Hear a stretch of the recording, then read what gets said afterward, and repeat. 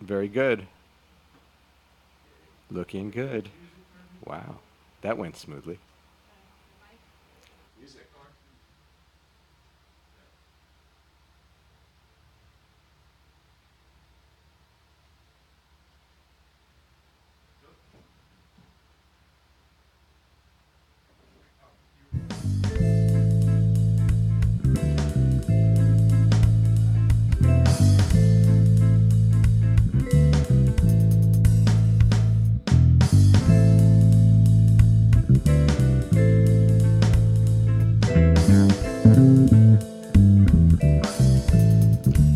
Welcome, welcome, welcome. It's 8 o'clock on Thursday night, and you are listening to the 49th installment of the Age Out Angels Radio Hour.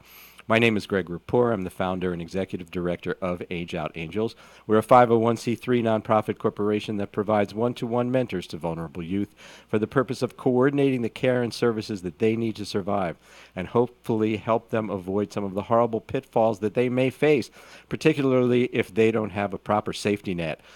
This program is brought to you every week at the same time, courtesy of Doc G, William Saunders, Ruben Rodriguez, and the fine people here at Hamilton Radio who allow us to use this airtime. I'm in an incredibly good mood tonight. I think possibly it's because we had such a fabulous week at Age Out Angels, but also because it is so good to see Doc G sitting behind the big board and Robin in the producer's chair tonight. Great to have both of you here. And thank you so much at home for tuning in. Tonight on the Radio Hour, we're going to talk a little bit about the siblings of young people with physical and neurological disorders. The siblings, not the disabled people, but the siblings are a largely ignored segment of the population who grow up with their own unique set of issues. So if you're listening and you grew up in a household where you had a brother or sister or even a parent who had mental or physical challenges, feel free to call in tonight. We'd love to hear from you, and or write to me in the comments field on Facebook and unload. Tell us what it was like to do that, because one of the things that we'll talk about later is the guilt associated with being able to have your own feelings, especially if they're negative ones, when you're in a household with somebody, who is clearly more disadvantaged than you are. It almost feels sometimes like you're not allowed to have your own feelings, and you are allowed to have your own feelings right here on the Age Out Angels Radio Hour tonight. So if you were in a situation where you grew up in a family with someone with physical or mental challenges, and you'd like to talk about it, you can call into the show tonight. Don't even have to use your real name, okay? That's nobody's business. What we care about is you and how you feel. Also on the Radio Hour tonight, Emily Marchese will be here. She is the executive director of a wonderful organization called Roots and Wings, and she'll be along in just a few minutes. So stay with us for the whole hour tonight if you can, and please remember all the other fine programs here at www.hamiltonradio.net. In fact, get ready, hold on to your seats. They're going to launch a new show here that's going to be sort of like a talent showcase, is the working title I'm using right now. It's going to happen at some point in the month of August, and details are to follow. And it's for all music and comedy acts. And what you have to do is provide an audio or video recording of up to 5 minutes. And if it gets accepted, they'll play it on the air. But then a panel of judges will critique your work. So my advice is to send your best stuff and leave the works in progress for another day, because they're not going to hold back. If they like it, they like it. If they don't, you'll find out why. And I know a lot of people, in fact, that I bump into all the time in the child welfare industry who are trying to make an inroad into the hip-hop business. That's very frequent. That's a dream. That is definitely an effective dream. Well, among people beyond the child welfare business as well. There are certainly plenty of folks, but living the hard life is part of it. It's almost like an offshoot of the blues in that way, So I'm hoping that a lot of those people, I wonder if Tabitha Elizabeth James is out there listening tonight. Because Tabitha, I'm going to submit your recordings for you. You don't even have to. You are going to get submitted to this show. So email your files or send a SoundCloud link or other cloud-based links and send those to admin, A-D-M-I-N, admin, as in short for administration, admin at hamiltonradio.net. And it's all going to happen right here in August, I think on Thursday nights on www.hamiltonradio.net. Emily Marchese is the executive director of Roots and Wings. I mentioned that she will be my guest tonight. Now, this is an interesting organization. If you wanted like another chance, if you just need another, in golf we call that a mulligan. You hit a bad shot, you get a do-over. If you wanted to get a do-over, Roots and Wings is a place where you can have that. You can actually have that fresh start, and Emily is going to tell us all about how that works. And the point, of course, is there are many individuals, organizations, community groups like Roots and Wings, even if they're already well known. Everyone benefits when they're known and understood by a wider audience. And I'm very fortunate to have this platform and happy to help other people and organizations promote worthy endeavors, because you never know. There are 4 positive outcomes that can come from this. You may be listening at home and say, I want to lend my support to this organization. Or you may say, I need help. Maybe they can help me. Or maybe I want to start something like what they do in my area. I know we're listening all around the world tonight.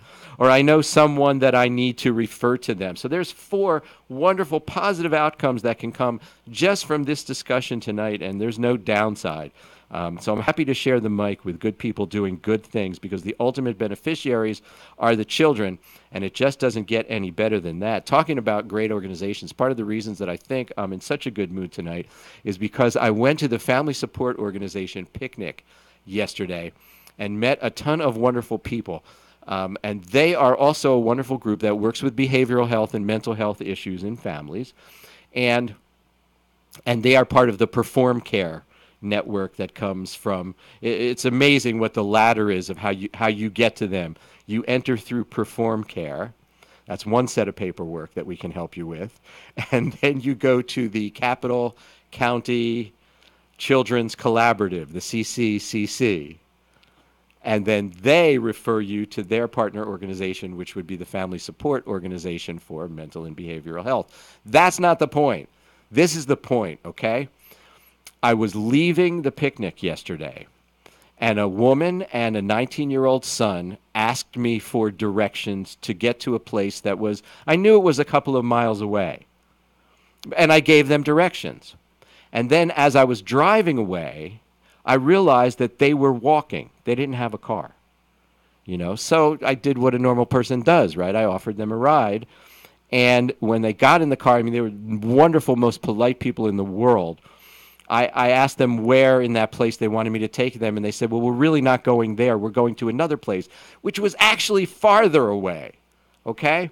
So now I drove them about 5 miles, maybe 6 miles, to a mall, and I said, where do you want to be in the mall? And the lady said to me, see that bus over there? Take me over to that bus. They were going to walk 5 miles to take a bus to go home. People who if you never meet these folks, you just can't fathom how hard they work at having their lives. Now, I don't know how they got there. They may have taken that bus and walked that same 5 miles to get there. I don't know.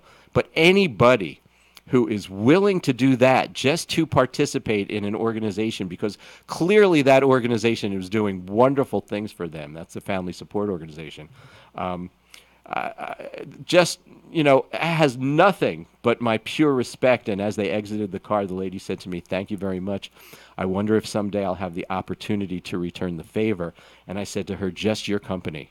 Your company was all the reward I needed. And then she was gone, and I don't know if I'll ever see her again.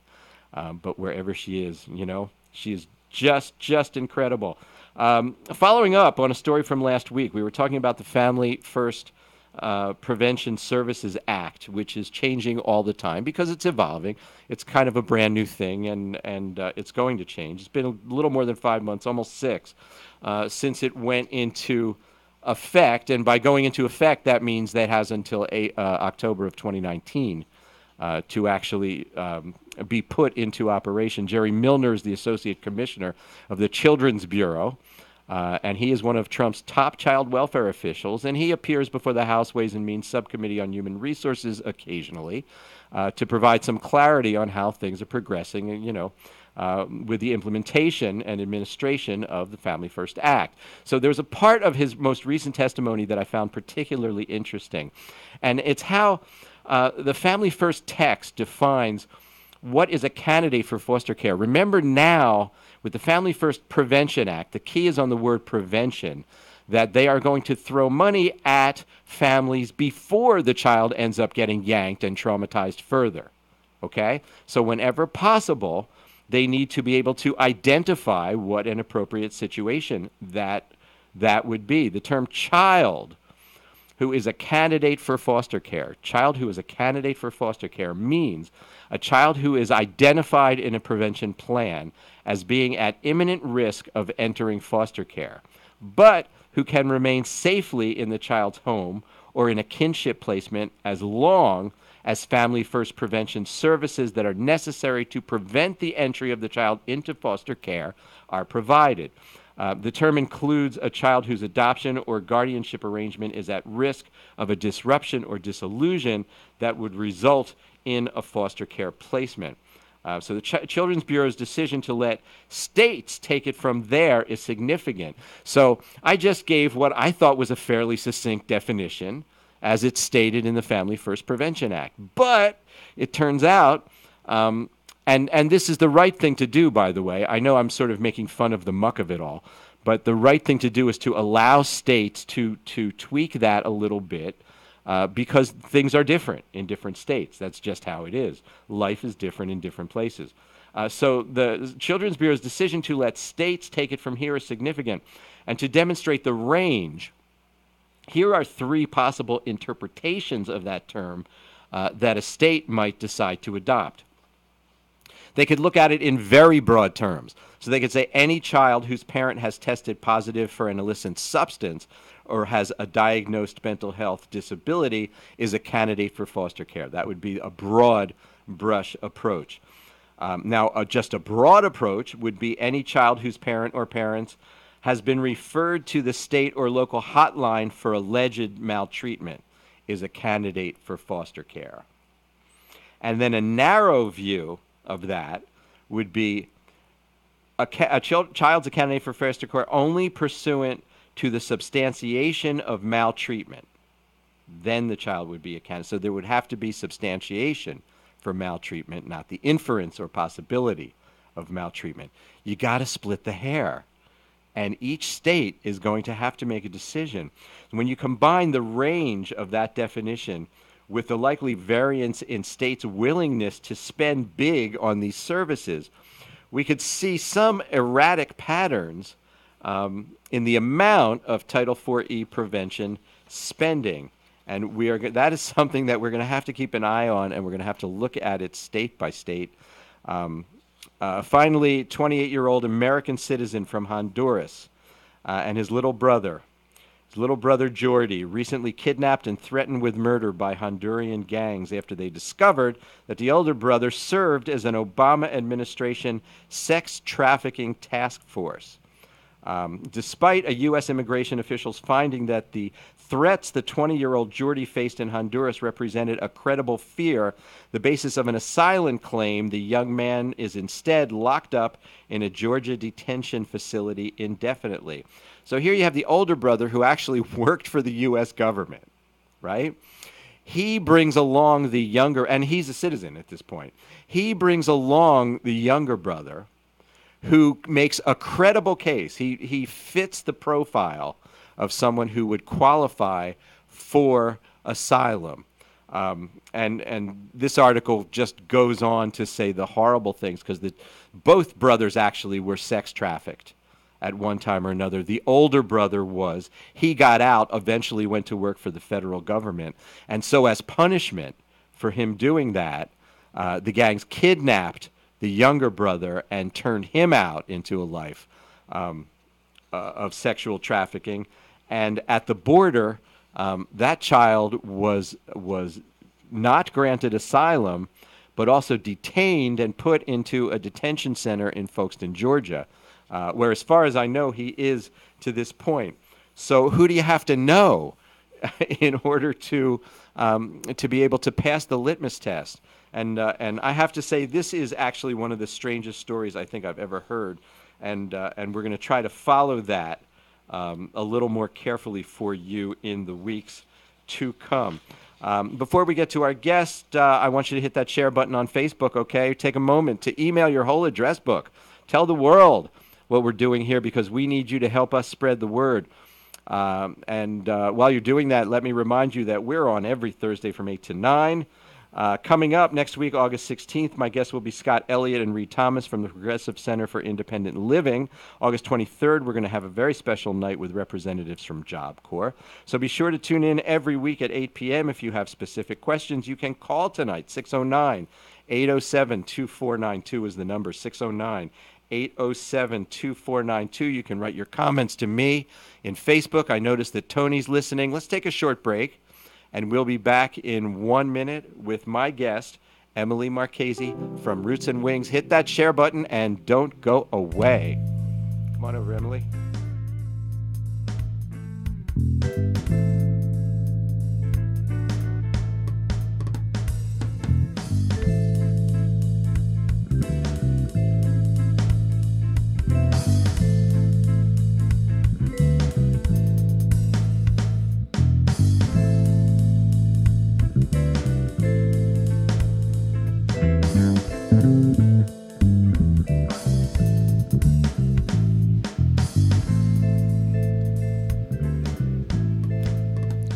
And we are back. Thanks for staying tuned. Sitting next to me right now is Miss Emily Marchese.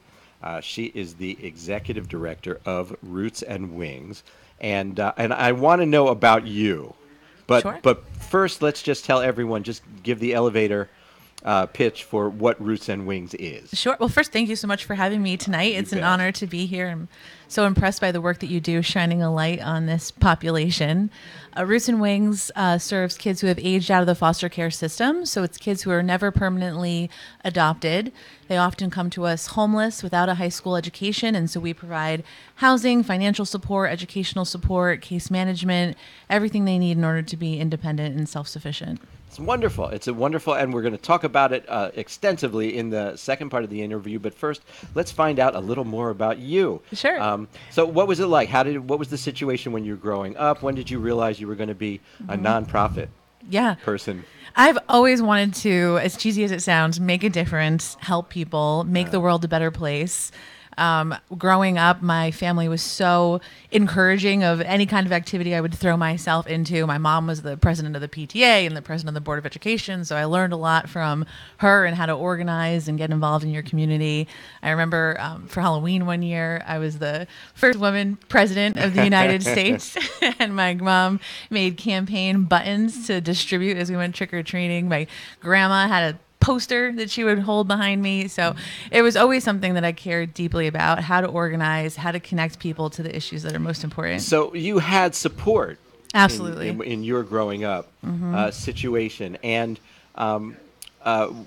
when you started doing it, do you remember like the first thing that you tried to organize? If this was the 40s, you'd be in unions. I mean, that would be your thing. But do you remember like what were the early things that you started organizing? How old were you? Yeah, I mean, I remember in the 8th grade doing research on the death penalty and some of the inequalities there. I remember my freshman year of high school, there was a local boy who had gone missing, and so I got the whole high school to wear green ribbons to raise awareness about the search, and it got picked up by the local newspaper, and I got interviewed on Z100 for it, and so it was, and so when you say high school, were we talking about early high school or older high school? Early high school. Were you a freshman? Yeah, I was that kid. I was that kid. And you were organizing the whole school. Wow. Like, what were you feeling? Were you just trying to make an impact on the world? Were you feeling the feelings of people who are hurt and suffering? Where's the empathy fall in all this? Yeah. I mean, I think that it's always been really clear to me how easily my life could be different. I'm so privileged to be born into a wonderful family, to be living in a great town that had an excellent public school system, and how easily that roll of the dice could have been different. And there are so many kids and at-risk youth in particular, who that roll of the dice was different for them, and it's no fault of their own, but they have all these obstacles and all these hurdles that they have to push past just to do the same thing that you and I do every day. Absolutely. And I guess at this point I should point out to our listeners that you are not a member of the DuPont family or or any other multi-billionaire thing. You like I mean, we had a nice middle-class upbringing, and that involved, a safe neighborhood, Right. and good schools and things like that. And it's wonderful how I think the feeling there is if we grew up in a sense of privilege, we like that. It's good to have privilege. We'd like everyone to have it. Yes. We don't want to give it up. We just want to bring everyone else in, to kind of share that with us. So you went on to college, right? And you went to college overseas? I did my undergrad at Cornell, and then I got my master's degree overseas in London. In London. How long did you spend in London? I spent a year getting my master's degree there. It was incredible. I loved it. And did you go out and to the pubs and all that stuff? I was so boring and such a nerd in school. I never drank in college and in grad school, but I loved traveling. I got to go to Italy and to all these different places. It was just like an hour train ride, and Right. it's just incredible. Right, absolutely. So what did you study? A master's degree, it was in gender studies, and then undergrad, it was an English major. So tell everyone what gender studies is. So it's the study of the institutional representations of women in politics and culture and society, and how that oppression manifests itself. And so, you were not a social worker, but it sounds like it has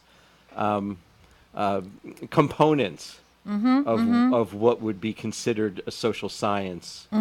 Yes. um, Yeah, study. I know for myself personally, and knowing the work that my team does every day, I could never be on that direct line and be a social worker. The amount of patience and strength, and to be that resilient in terms of secondary trauma of witnessing and hearing the stories of what the kids have been through. I need to be that one step removed, but I believe that there's a lot of room in this sector for all different kinds of backgrounds. Absolutely, and you're right. That is a tough spot, being in the field, that pure field worker. I know that from Age Out Angels' perspective, we don't see an 18th of what an actual field worker sees, because they have to go everywhere. Like, we've never been in a situation where we've had to bring law enforcement with us, but they are. Right. And it can happen. It can happen at any moment. It can happen to them in the middle of the night. Let's take a moment for social workers, huh? Absolutely. If you're out there and you're a social worker, we love you very much. Now, what was your first job then when you got out of? Yeah, I was chomping at the bit. I couldn't wait to get my hands dirty. Enough academics. I want to actually do something. So my first job was at St. Philip's Academy. That's what it was called then, in Newark, New Jersey. Now they've merged and become a charter school. But they did an enormous amount of fundraising to support private school, K through 8, for low-income youth in the area. And so I was, fresh out of grad school and bright-eyed, bushy-tailed, excited to take on any project they would give me. And they were like, "Sure, here's 10 things. Go at it." And you took them all. Yeah, right? I loved it. I loved it. I can totally see that happening. So sure. So you were a development associate at that, and so. Which basically means helping them raise money, right? And also getting a greater foothold in the community. And so how long did you stay there? I was there for 2 years. I did some event planning. They were working on their annual report. I asked if I could do that. So then I took a class on graphic design. I think it's one of the most fun parts of the nonprofit sector, is that you can be so creative. It's not super structured or regimented the way I think the for-profit sector can be. So if there's something that interests you and you throw your hat in the ring, I find, in a nonprofit, they're usually willing to let you run with it. And I think that's a really fun and interesting kind of career path to pursue. I think people who are listening at home can benefit from that, because there's a touch of advice in there. And a wise person told me a long time ago, he said, when you volunteer, at a nonprofit, you can do it for one of two reasons. You can do it because you have a particular skill and you want to, lend that skill to the cause. But you can also do it because you don't have a particular skill, and it's your opportunity to learn it, So for all backgrounds, people with all different kinds of needs and wants and skills, there's a place in nonprofits for that purpose. So what did you do after St. Philip's Academy? Yeah, well, my whole career has been in fundraising for at-risk youth. So I moved then into New York and worked for a couple of different nonprofits there, all serving similar populations. I got to be on both sides of the table. So in one of the organizations, I was giving out scholarships to high schools, and the principals were submitting applications. So it was interesting to kind of read those proposals and then understand what grantors are looking for. Now that I'm fundraising, I have a better sense of how to make that appealing. Just learning as much as possible about the sector. And then before coming to Roots and Wings, I was the director of foundations at Student Sponsor Partners. I really loved the work there. They serve at-risk youth. They provide them with 4 years of private high school education and a mentor. Where is that? 4 Where years. is Student Sponsor Partner? They're in New York, in Manhattan. Oh, okay. And I loved the work that I was doing there. And I think that anyone who has their whole career in the nonprofit sector, you get used to a certain percentage of attrition. There's always going to be a certain part of the population that you're just not able to reach, that you're just not able to be successful with. And when I heard about Roots and Wings, that's what was so compelling for me, the idea that everything could be one at a time, one kid at a time, no one slips through the cracks. You know, but the funny thing about that, and I think maybe we touched on this in our discussion the other day, which is, you know, we all make programs, and those programs all have milestones, you know, along the way, and not everybody makes it through the entire program. I intended Age Out Angels to be a Mercer County organization. And then people started moving away. You know, they moved outside of Mercer County. Then they went to Florida, and we have to stay with them. You know, so we're sort of, you know, becoming a de facto national organization, even though it was completely unintended, you know, to kind of be that way. So my point is just simply that whatever they get of you, you know, whatever a child who is at risk, whatever he or she gets from your program, they get it and they take it with them, you know, for the rest of their lives wherever they go. And I think, you know, just better for having known you. And you personally, I mean, we were in a situation where we had placed someone at Roots and Wings, and it was time for them to move on. And you, as the executive director, were personally involved in making sure that their possessions were well cared for until they were in a position to, you know, to pick them up, and so that they wouldn't lose their possessions. And of course, you know as well as I do, there's nothing that means more, Yes. you know, to a child who's moving around than whatever those possessions are.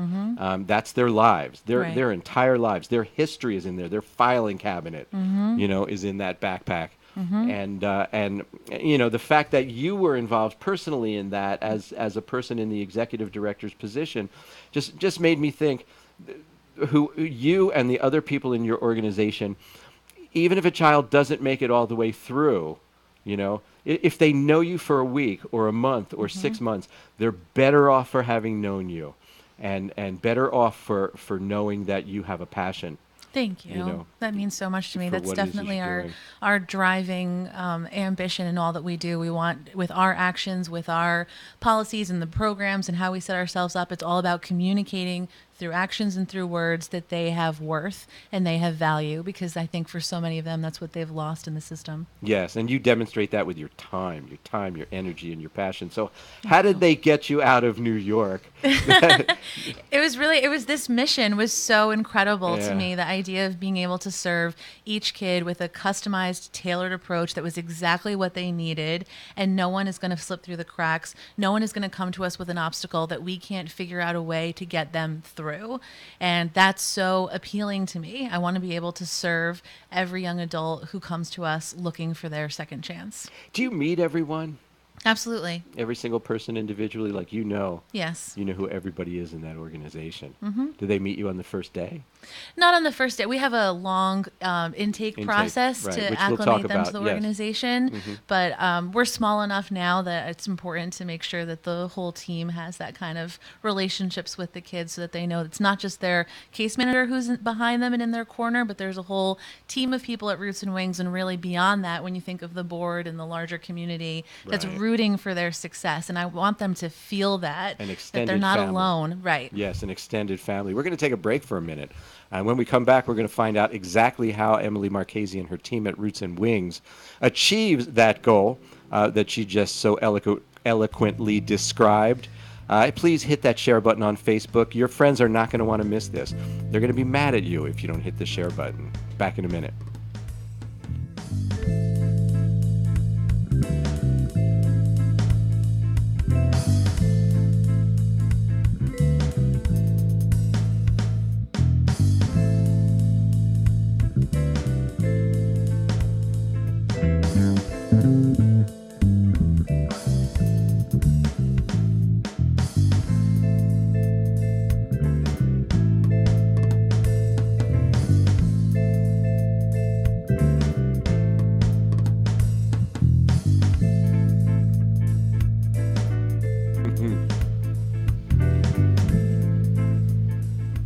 And we are back with Emily Marchese, Executive Director of Roots and Wings. Before we go further, I do need to thank all the people who made donations to Age Out Angels this week, and maybe ones who made donations to Roots and Wings as well. We both thank you so very much for your generosity. We'd be nothing without you. And also, if you happen to have an employee giving fund or matching gifts foundation associated with your place of work, we would certainly appreciate your contacting us and telling us how we can participate in that. Private message me on Facebook or email to greg@ageoutangels.org. Again, that's greg@ageoutangels.org. And I want to remind everyone that you can donate to Age Out Angels every time you make a purchase from Amazon, and you know you do. All you have to do is designate Age Out Angels to be your Amazon Smile designee, and a portion of your payment will go to Age Out Angels without it costing you 1 penny more. I can make it easy for you to designate Age Out Angels as your Amazon Smile recipient. All you have to do is contact me either via Facebook in the comments field or greg@ageoutangels.org, and I can send you a link that will take you directly to our designation. Back now with Emily Marchese, Executive Director of Roots and Wings. You have spent your whole career in nonprofit. You are now the Executive Director of Roots and Wings. So what's the age group now that we're talking about here? We serve kids who are 18 to 24, so they can come to us at any point in that time period. It's so refreshing to have a company that goes beyond the age of 21. I mean, that is rare and fantastic, and that's exactly what we were looking for when we placed a young person with you. Is because after 21, their services just fall apart completely. So what kind of programs do you have? Specific programs and so tell us about those. Yeah, we've got two core programs. There are RISE program and FLY program. Our RISE program includes housing, comprehensive case management, educational stipends, financial stipends, transportation stipends, mentors for 2 years at a minimum, until they're capable of being independent and self-sufficient. And the FLY program includes all the same wraparound services except for housing. So it's for kids who already have a safe and stable place to live. It could be that they're living in a dorm on a college campus and they need help with an array of other pressing issues in their lives. Right. Okay, so now I just want to go back over that so that people understand the whole extent of the types of services. Are these on-premises services, or are some of them partner programs with others? No, it's all us, but it's scattered site apartments. So our offices are in Denville. They're administrative offices only. And that's Denville, New Jersey. Denville, New Jersey. Which is, say, a town that someone from Iowa is going to... Morristown, maybe? I don't know. We're close to New York City. Okay, now we're talking. So we're what, maybe a half hour, 45 minutes west of New York City, right? Okay. Well, the kids have access to New York. Yes, they do. One of the young adults in our program got his certificate in a school in New York. Yeah. And so they were commuting. Yeah, they were on the train. Were you providing the transportation Yep. for them to do that? Yep, paid for the tuition, the books, the tutor, everything that they need. Wow, that's absolutely fantastic. So what I said in the beginning of the broadcast, is that if you are at a point in your life where you just need a do-over, Roots and Wings, as long as you're under 24 years old, Roots and Wings is a place where you can do that. Is it specifically for foster? That's right. So it's kids who have aged out of the foster care It is system. specifically foster care. So, are there criteria for being chosen That's for the really program? it. Our housing is scattered site independent housing, so they have to be able to live safely independently. What that means for each kid is really customized to them. So we certainly have young adults in the program who have severe mental health issues. They're able to manage that themselves, and they can live safely. Same thing with criminal justice history. Drug or alcohol history. We always look to be able to say yes because we know that if we don't say yes, there's really nowhere else that they can go. So long as they can live safely independently, if that means incorporating an IOP program or some kind of other stipulation in their service agreement with us, we'll do that so that we can provide for them. So, all right. So, someone comes to you, and maybe they have or have had drug-related issues. You're not going to enable that. Absolutely not. No, Right. they have to maintain their sobriety while they're in the program, and we'll write that into the service agreement. And that may look different for each kid. So that may mean that we require some kind of, as I said, IOP treatment program or going to meet with a substance abuse counselor. Whatever we feel is in their best interest, and they have to agree. These are goals that we're co-creating. We're always looking to see motivation. We never want to be working harder than the young adults. This is your life. This is your plan. Right. So we want to engage you in it. But so long as they are ready, willing, able, we're going to look to say yes. What if they have a child? We're not able to house anyone with Yeah. dependents at this time because Right. everyone in the program has a roommate who's another participant in the program. Right. So that's not an area we're able to serve right now. Right. That would open up a whole new can of worms. It would, yeah. Yeah, to do it in that way. Okay. Well, you can't help everybody in the whole wide world, right? Well, we're trying. All right. So someone comes to you and they have a history of incarceration. I would that's not like a drug screen, you can do, but I would assume that part of their program has to be that they are being productive in certain areas that would keep them from doing that Absolutely. that behavior, and Right. that would all be part of it. So first of all, how do you're so busy you have a waiting list? That's right. Yes. We actually cap our wait list at 35 because we feel it's not fair to give false hope to kids after that point because we have so few spots available Yeah. that we don't want to just let kids languish on that list endlessly. Unfortunately, the wait list is, if I let it grow out, it'd be many times more the empty Sure, beds we have Sure, available. but you have to understand how you can manage your own program. Mm-hmm. That makes sense. So what's the typical wait time? It that a young varies person would depending have on to- how many apartments we're able to open in a year, which is also dependent on fundraising. Yeah. The sad thing is when we do have a spot available in our program, we often end up crossing a few names off the wait list because either their cell phone's been turned off, their case manager is no longer at DCP&P, or we can't track them down. For any array of reasons, we can't reach that kid, and we've now lost them. Yeah, yeah. And so the time frame has not been kind No. to them in that regard. Okay, but let's look at a happier circumstance. Mm-hmm. Let's talk about I'm a person who just got accepted into the program, and I'm walking through the doors for the first time Yeah. with my backpack. Yeah. Or a right? garbage bag, Or sadly. garbage bag. Oh. Yeah. Yeah. Okay. We've seen it all. Okay. Yeah. So, all right. So what do I see now as I walk through the doors? Paint the picture of intake for me. Yeah, so we spend a lot of time prior to move-in day making sure that they're comfortable in the program and comfortable with the neighborhood. So we'll do a roommate meeting and help them introduce each other, talk about, those important conversations like cleanliness and what time does everyone like to go to sleep and wake up in the morning.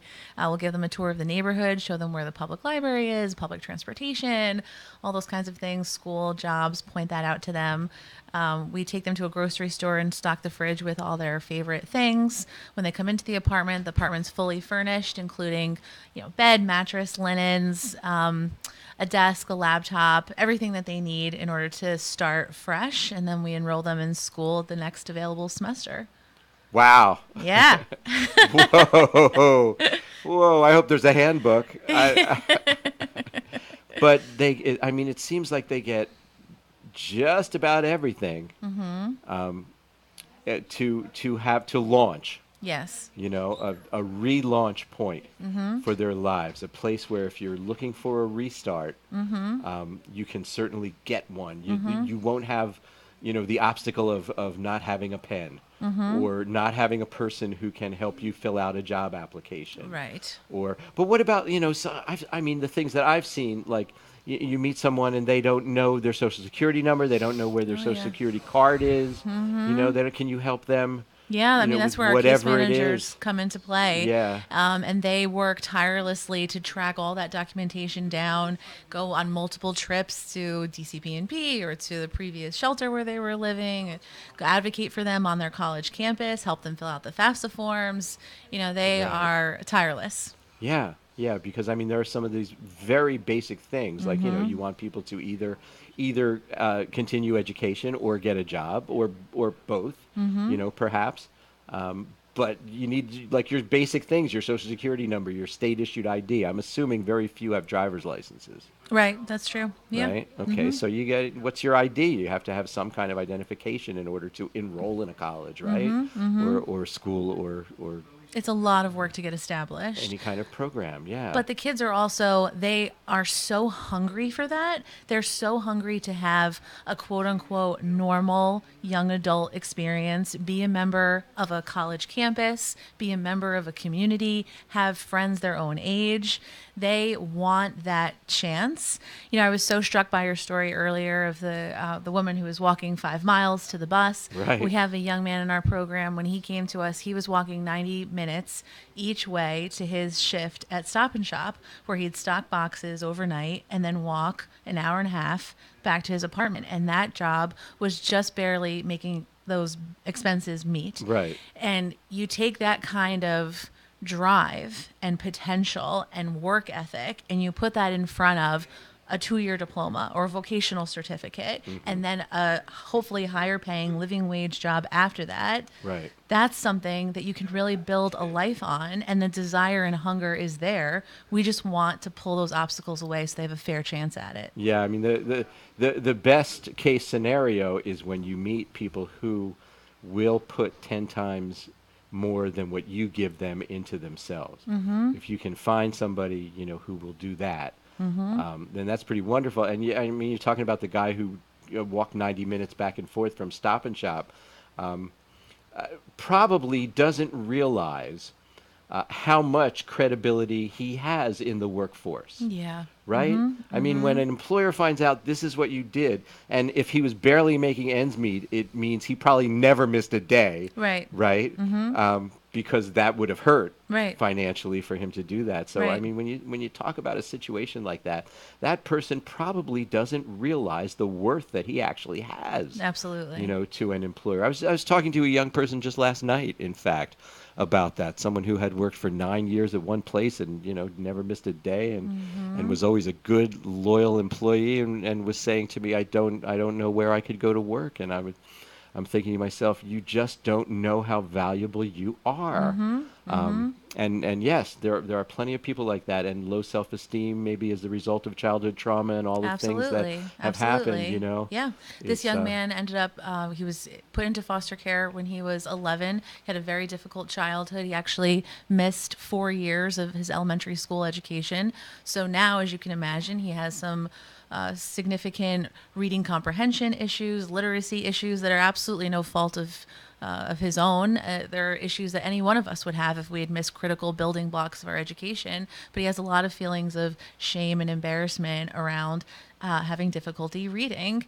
And so it's something that we're working with him on. We're fortunate enough to have this incredibly committed donor base that's funding a very specialized private tutor to meet with him twice a week to help him catch up and build those gaps. And he has the world's best mentor who actually they spend their time together reading aloud.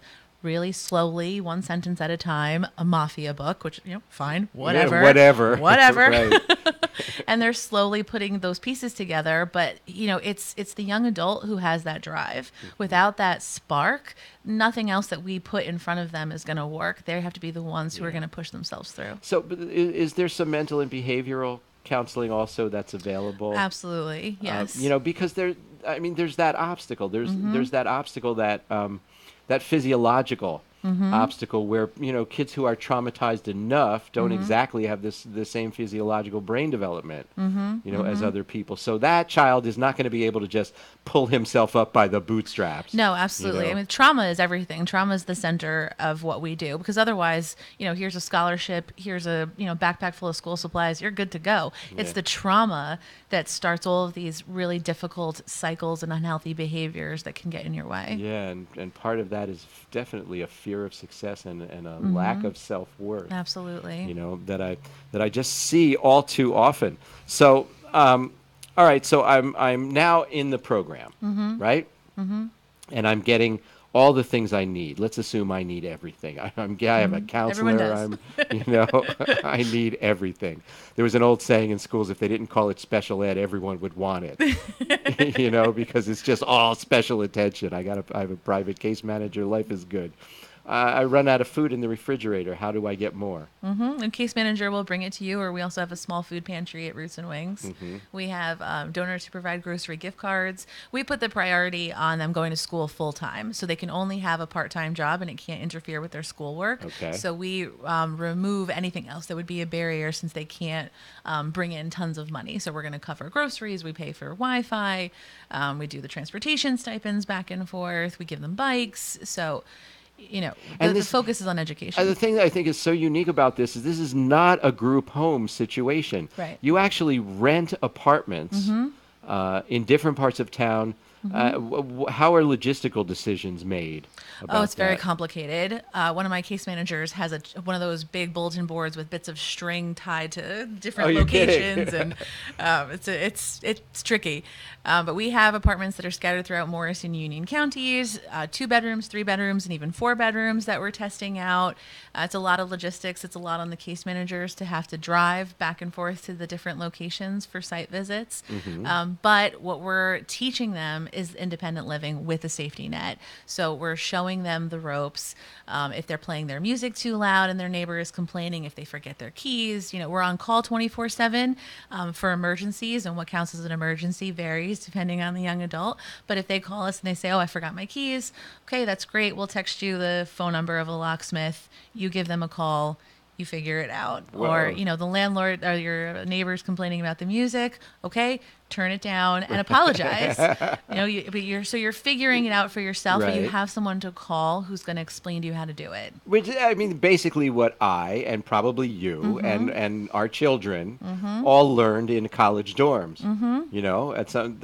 That's kind of where that behavior gets taught in the kind of environments that we grew up in. So, I mean, that's kind of what it sounds like, is you're just basically providing off-campus housing, a dorm-like arrangement. Although, honestly, if you've seen lately what college dorms look like, I bet yours is a lot better. It could be. Or certainly more spacious, and going along with stocking a fridge, do they learn where they have to know how to feed themselves, right? Yeah, absolutely. So we have workshops once a month where we teach them how to cook a nutritious meal under a budget. All of the young adults are paired with mentors who are volunteers in the community. And one of the mentor activities that we encourage is to go food shopping with $20 and help them understand what they can afford and how to meal plan for the week.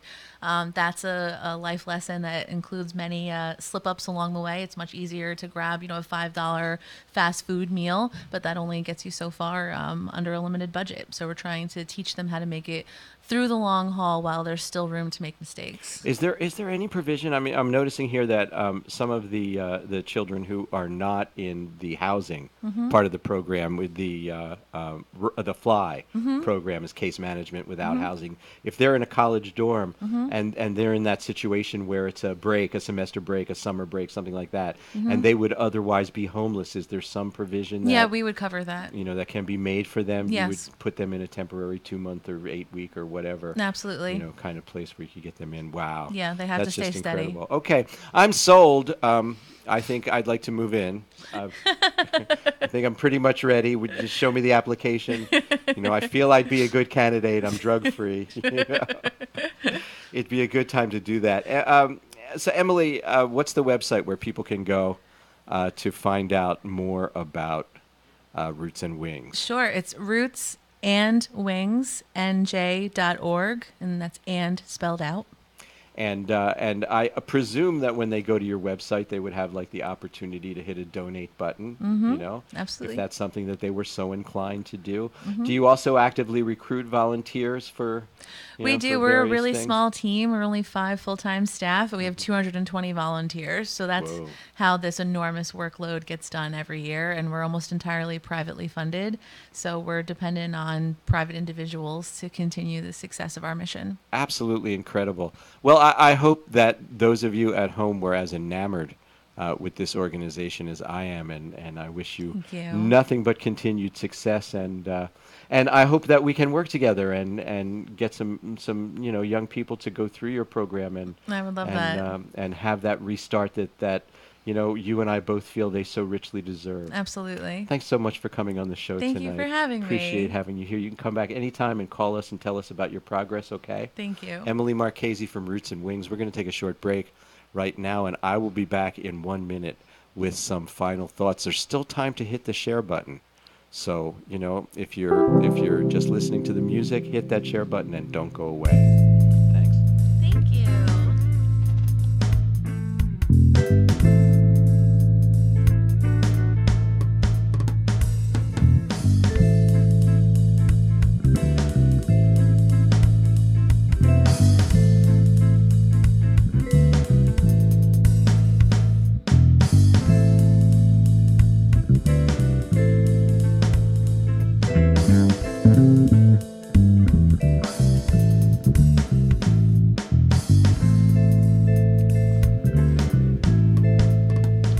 And we are back. In the beginning of the show, I posed a question to you, and Facebook has been so mean to me tonight. It's not showing me anything. It cut us off for a little while, then we're back on. Um, it's coming in about like the delay is is about almost a minute behind. And in fact, I've already left the studio, and you're still listening to the show. That's how far behind the delay is. But the question that I asked you is, do you have any idea what it's like to grow up in a household where there's a child or an adult with mental, physical, or any kind of neurological disorder? Um, and and you can feel free to continue to write into me after the show. I noticed some people tried to write in the beginning. I'm sure we didn't get all of them to at least say that you've had that experience, and I applaud your honesty because this is not something that's easy to talk about. The level of guilt that a person feels when they bitch and moan about living in a household with a person with special needs is just astronomical. There is so much guilt involved with that, and what you have to remember is that that's something that you're entitled to. Those are feelings that you're allowed to have, and a lot's been written about it. You're not alone. I did some research on the subject, and I found actually an article in Psychology Today from 2014 called "Siblings of Children with Disabilities. What About Me?" is the title of the article. And it goes on to say a combination of societal and legislative changes have made the lives of individuals with disabilities and their families more comfortable in comparison to the way things were throughout history. So there have been advances made in the ability to provide services and help with the comfortability of families who have a child who is suffering. There have been advances made from educational to industrial institutions. The accommodations and sensitivity offered to individuals with disabilities have created a less restrictive and more accessible environment. Families of individuals with disabilities have also gained attention and now have an array of services provided for their education and support. However, there is one member of the overall family system who has been neglected as a part of the effort to attend to the person with disabilities issues. And namely, that's the sibling of those with disabilities. And so in this article from 2014, they identified 6 common issues faced by siblings of children with disabilities. Number 1, siblings may develop multiple difficulties. Siblings of children with disabilities are at greater risk than the average of developing emotional issues, anxiety, and stress. That risk level increases in that environment. Siblings become overly responsible and independent. Considering the attention given to the child with the disability, siblings may neglect their own issues. In some cases, siblings experience parentification, where they are expected to have many responsibilities for themselves and their sibling, developing duties similar to those of a parent and overlooking their need to act like children. This responsibility may seem positive to parents because it's a big help and you get a lot of positive reinforcement for that, but may actually be precursors to emotional distress. Now, if you grew up in a household with a person with these disabilities, it doesn't mean that all these things affect you. This isn't like a 100% thing, but you may notice some of them. And if you do, there are people who are much more qualified to help you with that than I am, and I hope you seek them out because you deserve it. You deserve to have those issues attended to. Siblings may feel neglected by their parents. The family focus on the child with a disability may take away from the attention desired by the sibling.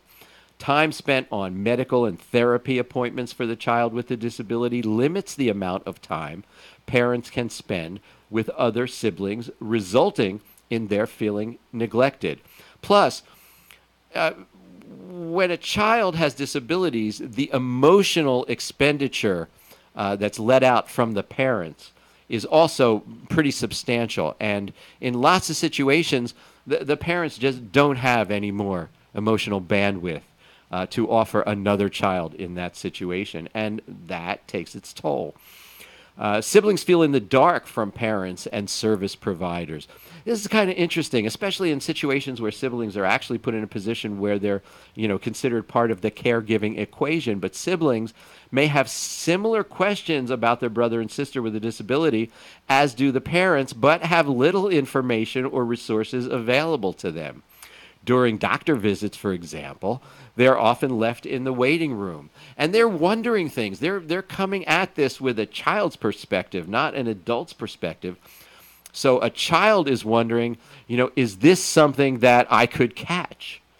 Am I going to wake up one morning and have this same disability? Does this run in our family? It's probably not even a question they can frame. It's not something that they can express. Some of those feelings, but when they're kept in the dark, again, it's just another thing that can take its toll.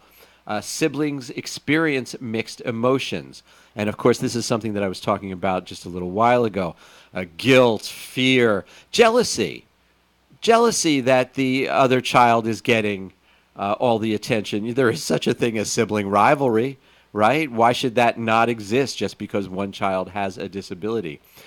Interestingly, there is sort of one positive angle on this where the situation actually provides some opportunities for siblings.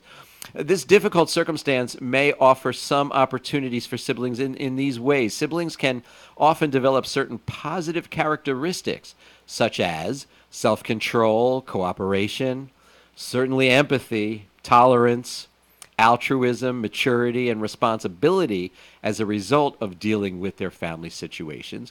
That doesn't mean that this was the correct way to acquire those skills, but if you were in that situation and you did acquire those skills, those are good attributes to have. And so that would be, sort of one of the positive things. Now, 2 years later, another article was published where they cited 8 things in a slightly different way. So I want to read them for you as well. Siblings of children with disability may feel like they need to be perfect. Siblings of individuals with special needs know how hard their parents work. Many feel like they can't make mistakes because that would add to their parents' burden. Siblings feel like they can't express their feelings. Siblings get weirded out from having a different idea of family and home. For most children, the concept of family is based on togetherness, and when you have a child with special needs, lots of time that family is separated. Family quality time looks different in your family than it does in other families. Feeling as though your problems are minimized. A problem with a friend or an academic struggle may seem pretty small compared to having limited mobility or learning difficulties. feeling isolated, dealing with intolerance early and often. The things that people will say to you about your brother and sister are just horrible. All these things add up, and we're going to talk a little bit more about them next week because, well, you guys know me well enough to know that I'm always out there looking for the forgotten child, and I found that forgotten child where I didn't expect to, in a household where there's another child who needs all the attention. So there you have it, ladies and gentlemen. Another hour talking about youth who should matter more in our political and economic discourse than they do now. And we thank you so much for tuning in and maybe helping spread the word. Again, we offer humble thanks to Hamilton Radio, to my most excellent guest, Emily Marchese, Executive Director of Roots and Wings. Thanks to our engineer, Doc G, our producer, Robin. Music provided, as always, by Kurt Seldom-Ridge, owner-operator of the Cave Rehearsal Recording Space in Pennsylvania. Join me next Thursday, August 16th at 8 p.m. when my guests will be Scott Elliott and Reed Thomas from another great organization called the Progressive Center for Independent Living. So until then, let's make this week the best week ever. Good night.